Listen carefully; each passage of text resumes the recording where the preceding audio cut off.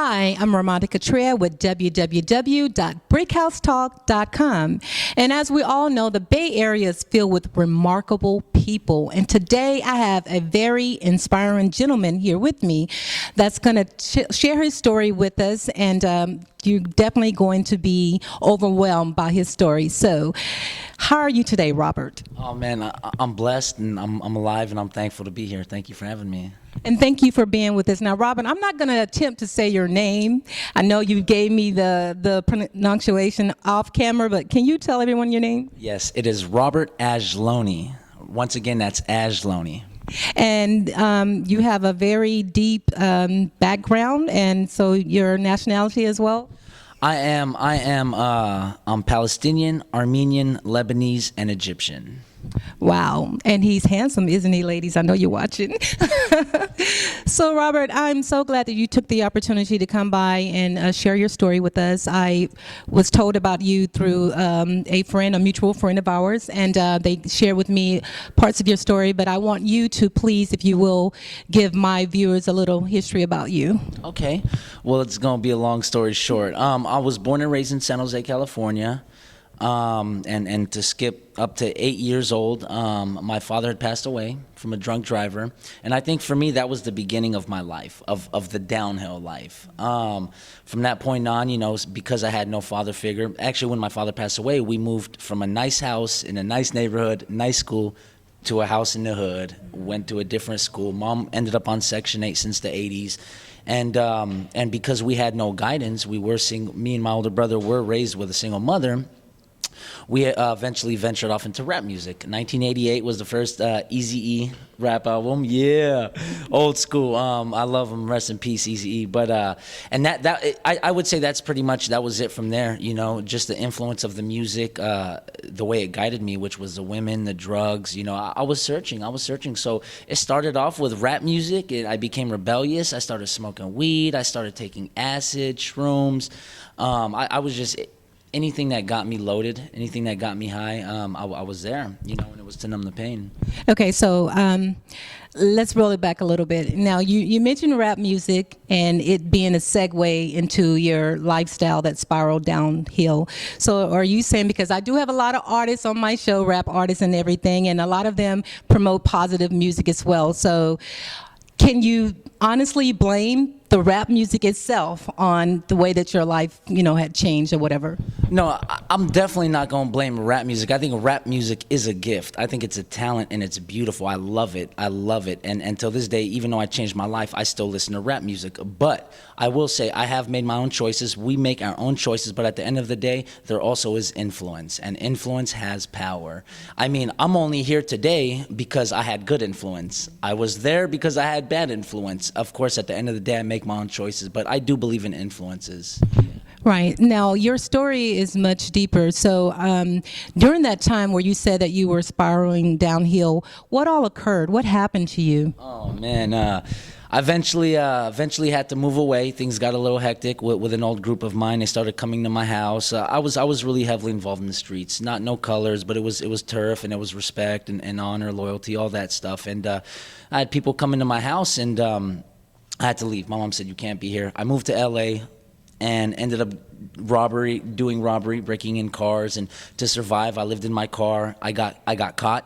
I ended up a total of my life. I'm 31 today, and I've done almost 4 years incarcerated due to my burglary charges, under the influence, possession. I'm an ex-addict, you know, and today I have a little over 8 years clean. So it was a lot. It was a lot. Friends have died. You know, me being incarcerated, I've been stabbed. I was an addict. You know, homeless, staying from shelter to shelter. Not even a shelter. You know, in cars. Older brother in prison. You know, mother being in an abusive relationship, and so it's just it's countless. Right. And I mean, everything you're saying is just, you know, amazing, because a lot of people that probably would have experienced what you went through probably wouldn't be here today, you know. So where were you when you were at your lowest point and you were like, you know, I can't let this take over me. You know, I want to continue to live. You know, how did you get to that point and what made you want to change? I would say the very last time I was incarcerated, which was of November 30th, 2003. That was the last time I was incarcerated, and I did 6 months, and that was pretty much the turning point. Now, when I was incarcerated, I heard that there were Bible studies and so forth, and when you're incarcerated, you want to do anything to get your time to go. So I said, okay, I'll go to these Bible studies. And one thing led to another. God really he sought my heart, and he really, really broke me down. And so after that point, I went to a recovery program after incarceration. And from that recovery program, my life just changed dramatically. It's amazing that you mentioned God, and I don't like to talk about religion, but I do believe in God because I know God is the author of everyone's life. And my pastor spoke. Well, I visited a church, and the pastor spoke about fear and being afraid. Were you ever afraid? Was I ever afraid? You know what? I don't think I was afraid. Going back, I think I was numb. I don't think I was even able or even awake, alive enough spiritually to even know what fear was. I was just numb. But today I know what fear is. And I think what I fear is me not pursuing what I want to pursue, what's in my heart today, and not being able to change certain things. Absolutely. So how was your family, how did they help you and support you? I know that it was a lot for your mom to see you go through this, I'm sure. So how was she during all this, during the time that you were out there? I would say she was definitely solid. She was praying. Once again, my mother was in an abusive relationship recently. I just got out of like a 17-year relationship. So because of my stepfather, he didn't want us around. We weren't his kids. So she did the best that she could from a distance. I don't hold her accountable for anything. When I was incarcerated, she flew out to LA to get me. She would Western Union me money when I lived in my car. She prayed for me. Her arms were always open. My family were always there. And it actually started off with my uncle, who got recovery and found God, and it trickled down into the family, and it hit me, and here I am. Wow, and you're just radiant. I just see it all on your face. And I know my assistant, LaTanya, when she said she spoke to you over the phone, and she could just hear the joy in your voice and everything, and how excited you was to tell your story. So I brought you here. Well, I wanted to interview you because I wanted maybe that you could reach someone else that is struggling and going through the same situation that doesn't see an end to it. So could you just share with me and my viewers, how did you get the strength? I know you said that you were doing Bible study and everything like that, but where did you find that inner strength to overcome all your obstacles in life and to make you the man you are today? All right. I'm gonna say God, but to keep it out of that realm, because No, you can say God. Okay, well, I do know it's God, but on a worldly sense, out of the spiritual realm, I would say I had a dream. I had a dream. My whole life I've had a dream. I knew I was meant for more than the way I was living. I was just stuck in the rut, and once I got out of that rut, it's limitless now. So like I said, I have a dream. I see beyond me. It's not about me. When I make it not about me, that's when it becomes about me, in a sense. So it's a dream. I can't overemphasize that. I know people who do not dream today, and it sucks. I think dreaming is good. Absolutely. Yes, Robert. So, your story is very remarkable. Are you going and giving back? Are you going to speak to some of the, the kids that are at the centers that are possibly on drugs or making the wrong decisions, getting into gangs, robbing and stealing? Are you going to be an advocate for that? Yes, I definitely am. And as of in 2007, I was actually a juvenile counselor for 2.5 years. I worked with troubled teens, and I can't give the name out there, but I worked with troubled teens for about 2.5 years. They loved me. I loved them. It's funny because being in that world, I figured the kids would be the toughest thing, but no, it was staff. The kids were great. Really? The staff? It was the staff, yeah. Butting heads with the staff. The kids were great. So what are you doing these days, Robert? Well, right now what I'm doing is I'm actually pursuing acting, and I'm trying to pursue it full. You look so Hollywood, I might say. Thank you, I appreciate that. Likewise. Thank you. So I have management, and that is Steve and Laurie Cozart. They're with SLC Media, and I would say that the day that I walked into their doors, I've always had the drive and the want to act, but I never really pursued it seriously. And the day I stepped in their doors was the day that business was presented to me. So today I have management. I have an agent. I've done about 7 films. I've done a lot of theater, and I'm pursuing it. I'm continuing to pursue it. I'm trying to get myself out there. I know it's a lot of competition, and no doubt there's going to be people more talented than me, but I got a spirit that will not die. Talent will, but my spirit will not die. I will not give up. Right, and I see that all over your face. So tell me this, if you had to do it all over again, would you have done anything different? Because, this was a learning experience for you. It made you the man you are today. So would you rather have took a different path that may not have took you down the path that you went on, that that taught you what you know today, or would you do it all over again, basically? Like I'm almost like tearing up right now because that's a deep question, and to be honest, no, I don't think I would do anything over again. I don't like the way everything is. I don't like certain circumstances I'm in, financially or debt and so forth. But you know what? I'm a good man today. I'm very emotional. I like to cry. I wish I could cry a lot more than I do. I'm in tune with my emotions. Like, I know my dad died. I know my friends died, but I know that personally God is in control. I'm not in control of that thing. And if I didn't go through everything I went through, I probably wouldn't even have this dream. I probably wouldn't even be here in this interview. So I'm thankful. I'm thankful. I'm not gonna regret anything in this life. I'm looking forward to the next one for me personally. So. Well, Robert, there may be a young girl or young man that's watching this interview that may be on the wrong track.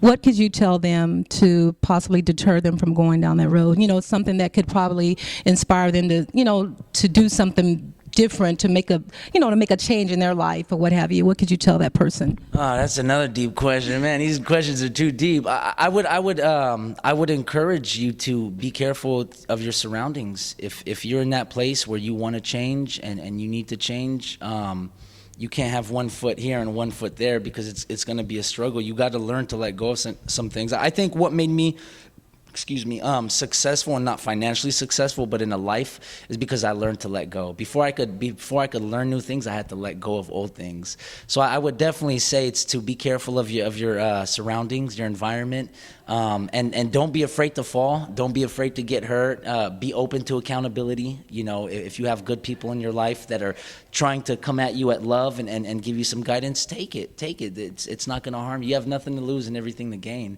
And dream. Like I said, I cannot overemphasize dream, because why do I say dream is because sometimes reality can be so harsh. And I think for me, what gets me going is dreaming. And I love it. So I would definitely encourage you to dream bigger than you could even imagine, and let's watch the miracles happen, But don't be afraid to fall. Don't be afraid to fall. It's going to be okay. And find people who love you and stick close to good people. Beautiful. Very well said. So your dream is to be an actor.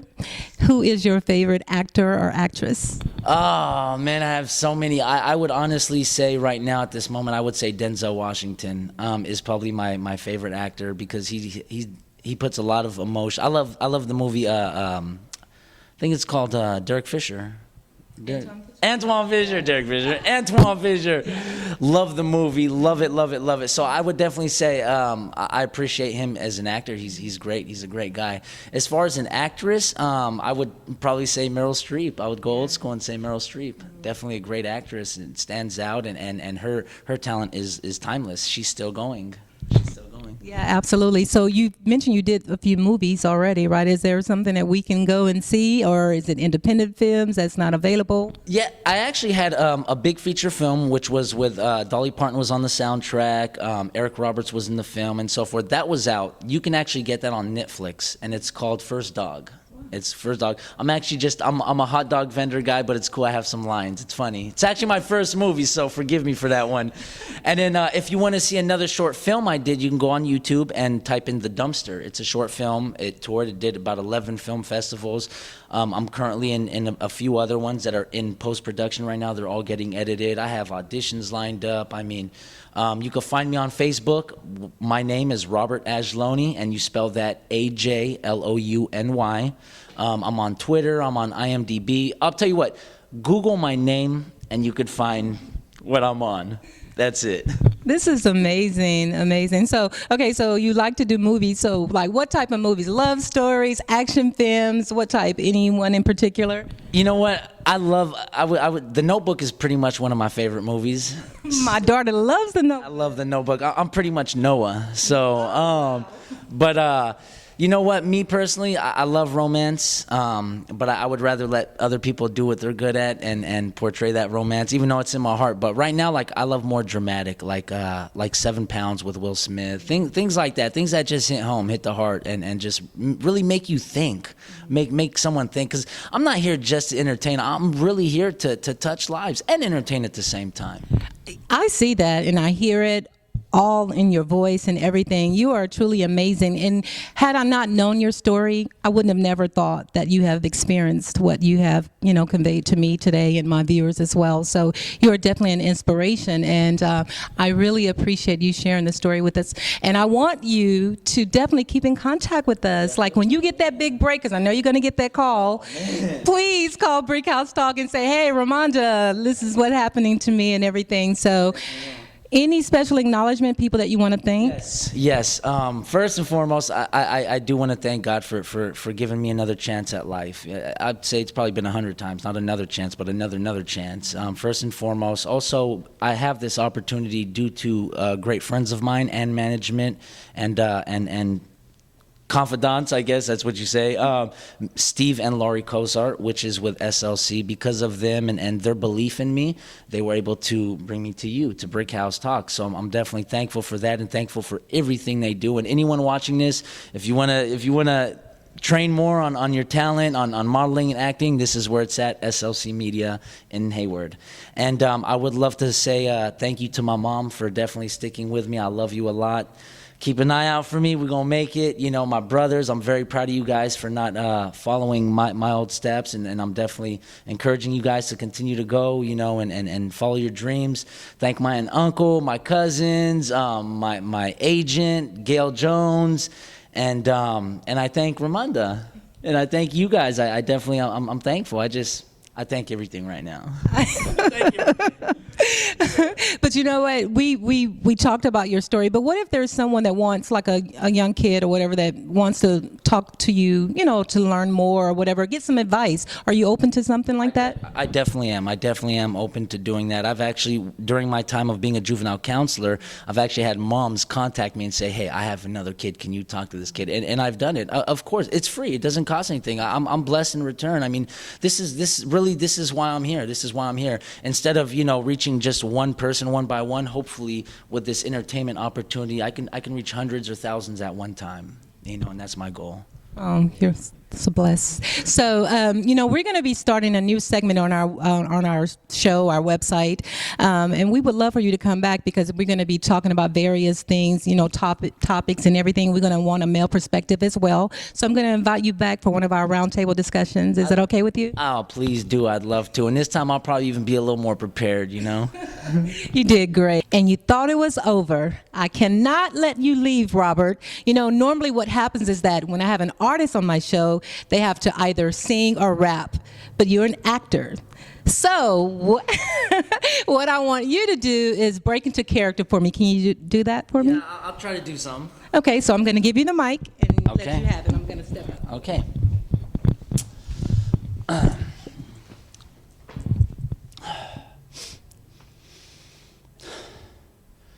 He wanted to do a set of pull-ups, but I was tired. I mean, I'm not really the workout kind of guy anyways. And plus, strenuous activity just tends to suck the energy right out of me. I mean, heck, I get tired just coming up with excuses like, no, not right now, or maybe later. Whatever it is, pick your verb.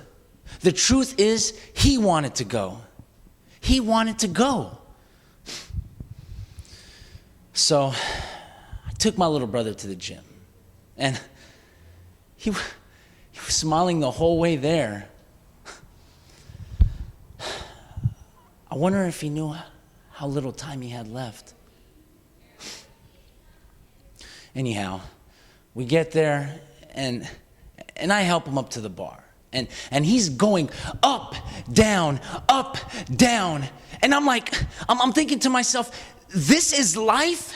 You gotta struggle like this? You gotta fight to get in life, and you gotta fight to get out of life? This is life? No. This was his life. This was his life. Nonetheless, that was then, and this is now.